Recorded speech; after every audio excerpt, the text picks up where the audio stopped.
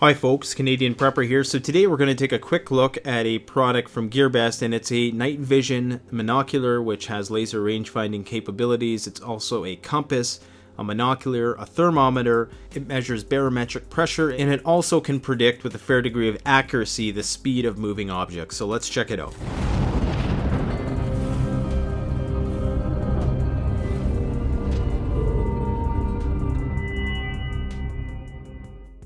Alright, so I want to say right from the get-go, because I know I'm going to get some comments that you don't need that in order to survive, and you're absolutely 100% correct. This is not something that you need in order to survive. It's not something that's going to be essential for your bug-out bag or your bug-out vehicle or even around the house. But it's cool technology, which if nothing else, these videos make you aware exists. Whether or not you want to go and get it, it's up to you. Now, I should clarify right from the get-go, because I'm going to get some comments saying, that's not real night vision, and you're absolutely right. This is what's considered Generation 0 night vision, meaning it relies on infrared illumination. There is a red laser which is projected outwards onto the scene. Very hard to see with the naked eye, although it is visible if you're in the field of view. If you're not in the field of view of that laser, you're not going to actually be able to see the red light illuminating the area. I did find that it was highly effective out to about 150 meters. After that, what you're seeing becomes a little more harder to see depending on how much ambient light is available. Now basically, if you didn't know, there's 4 types of night vision. The first one, Generation 0, a lot of people don't consider it true night vision because it doesn't actually intensify the available ambient light like a lot of night vision systems do. It just uses the infrared illuminations, which is relatively invisible to the naked eye unless it's trained to the darkness. If there's a watchman who's been out all night, he's going to see it from well over 100 meters away. But then again, you're probably still not going to know what exactly it is you're seeing because it doesn't light up an area very well. Generation 1, 2, and 3 night vision actually amplifies the ambient light. The difference between Generation 1 and Generation 2 is astronomical in terms of the Generation 2 amplifying that ambient light a lot more. So these devices are going to cost into the thousands of dollars, whereas you can probably get a good Gen 1 device for a few $100s.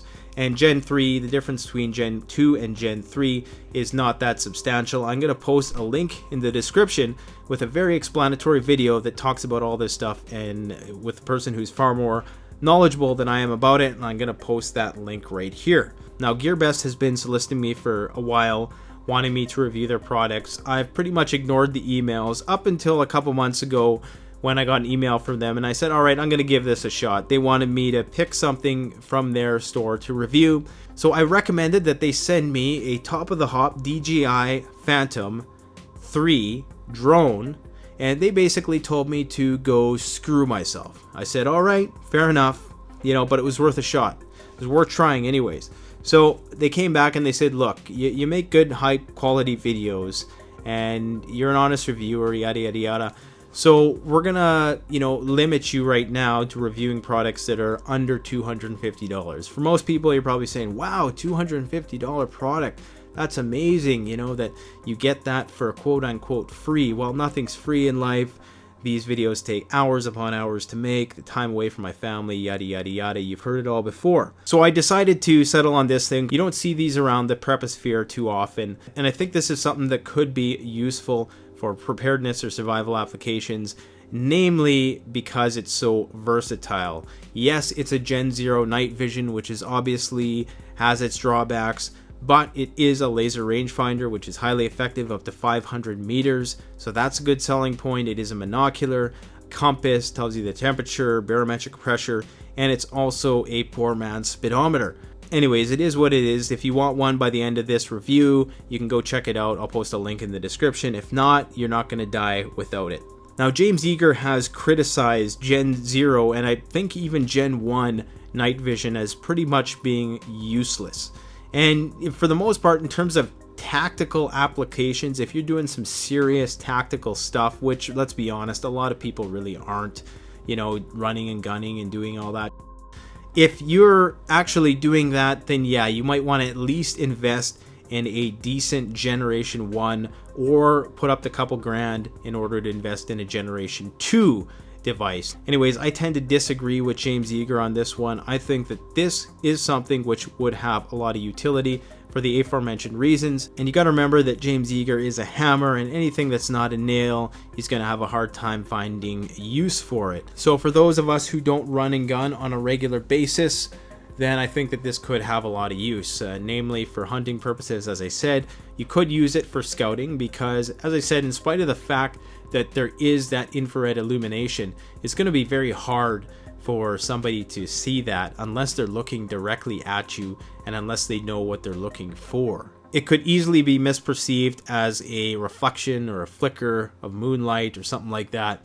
So I personally don't think that that's a huge deal breaker with regards to some of its strategical or even tactical applications. Rangefinders are very useful in terms of hunting if you're trying to calibrate your rifle to shoot an animal at a certain distance. It's nice to know exactly how far that animal is going to be, so when you do take the one shot you get, it's going to be a kill shot. Now the pros of this is that it really is a decent price point. So for $250, most rangefinders are around the $150 at least the $300 mark. You can spend a lot more, but if you're looking at entry level ones, so right there that pretty much pays for the device.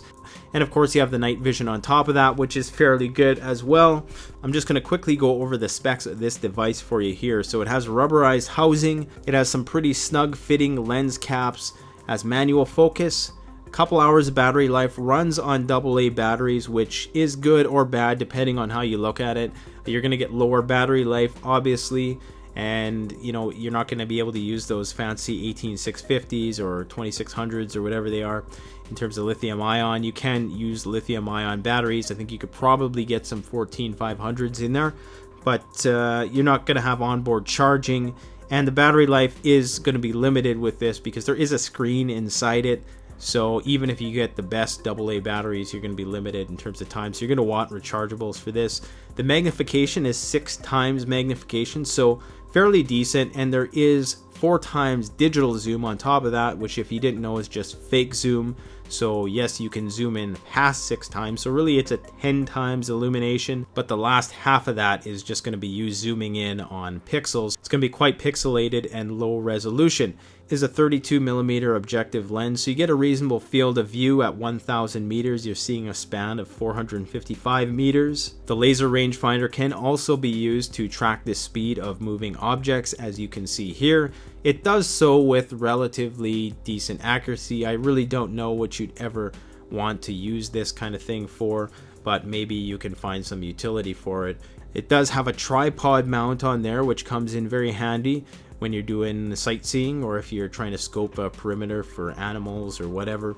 Now, the cons of this particular item, and really what I try to do with these gear reviews, I'm not trying to necessarily sell you on this product because that's not what I'm about, but I'm going to give you the straight scoop about it. Now, the unit itself is fairly generic looking. The most important thing so far anyways is that it works as specified by the company, but it probably has one of the most incredibly generic looking boxes I've ever seen on a product. It really doesn't even mention the name of the product on the box, which makes me wonder about the integrity of the actual brand or the manufacturer, or you know, like why wouldn't you want your brand name on the box? Like if you read the box here, it just says multifunction laser ranging night vision. Well, it doesn't tell you who it's made by, it just gives you some number and it tells you you can see more. Well, that's true, but you know, you'd think if you were serious about marketing your brand, then that's something you want to put on there. The packaging is decent, mind you. You do get a carrying case with it, and you also get a hand grip, and it does have a bit of weight to it. It's about 0.425 kilograms, so it has a healthy amount of weight. Honestly, I think it's a pretty cool little device that would certainly be going into a bug out bag.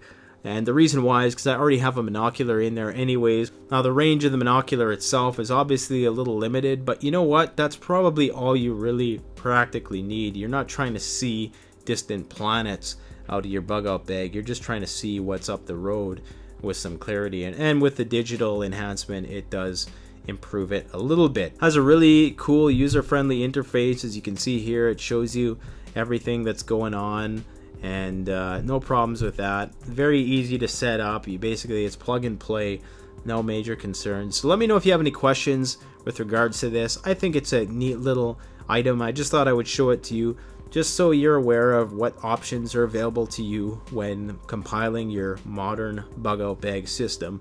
You could probably find versions which are better than this, and I'd encourage you to shop around. But if you want something that so far has proven to be reliable for me, I will post a link in the description. Alright guys, thanks for watching. Don't forget to tune in this weekend. We got part 2 of Gangs of SHTF coming out, so stay tuned. Don't forget to like, comment, subscribe. Canadian Prepper out. Check out the Canadian Preppers Network blog, an excellent resource for survivalists and preppers.